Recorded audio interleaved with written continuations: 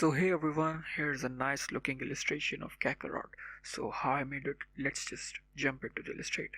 So first of all, its pants were made using a simple base color and then shading by using a dark color.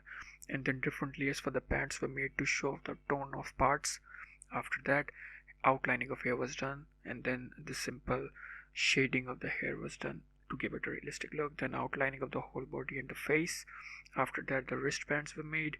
They were made by the same principle using that I used in the pants. After that, the second hand, and then the whole body was colored and shaded within a single layer because I masked the whole layer.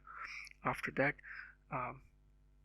the background was added consisting of the logo, and then I used Gaussian blur to add a glow to the image, and then aura was added again by using Gaussian blur. Background was done and the illustration was made. So this is how I made this illustration. Don't forget to follow on Instagram and subscribe to the channel for more content.